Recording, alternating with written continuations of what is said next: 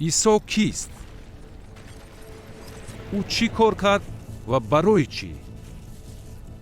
исои подшоҳ осмонҳоро ҳукмронӣ мекард ва дар замин бошад башариятро гуноҳ идора мекард.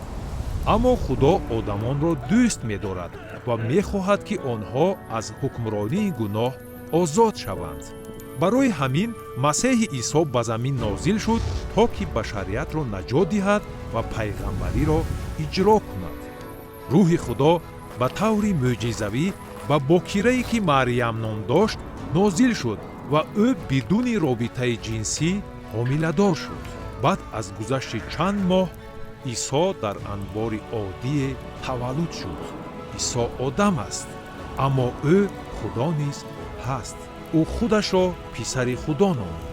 ин унвон маънои онро дорад ки худо дар одам муҷассам шуд. фитрати исо ин сиррест ки ақли мо пурра дарк карда наметавонад. замони дар рӯи замин буданаш исо мӯъҷизаҳо ба амал меовард. ҳамчун соҳибқудрат таълим медод ва ҳаёти бегуноҳро ба сар мебурд. ҳаёти бенуқсонеро ки ягон одами дигар наметавонад ин тавр зиндагонӣ кунад. исо ихтиёран барои мо ҳамчун ҳадия ва қурбонӣ ба худо худро таслим намуд.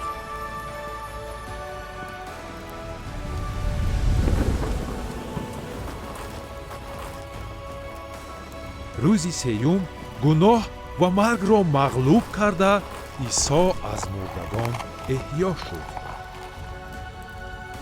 исо ба осмон суъуд кард ва дар ямини худои падар нишаст.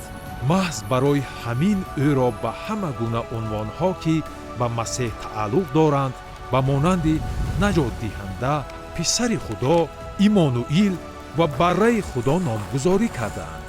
исо тамоми пайғамбариро ки ҳазорон сол пеш аз таваллуд шуданаш навишта шуда буданд ба амал овард ва барои гуноҳҳои мо ҷазо гирифт ва моро наҷот дод. замоне ӯ бармегардад то ки ҳамаи одамонро доварӣ кунад, аммо ҳаёти ӯ, мамот ва эҳьё шуданаш ба мо имконият медиҳад ки аз ҷазо раҳо шавем. библия ба мо тавбакуниро пешниҳод мекунад ва мо бояд исоро ҳамчун наҷотдиҳанда қабул кунем, то ки муносибатро бо худои меҳрубон барқарор кунем. оё шумо ин пешниҳодро қабул мекардед?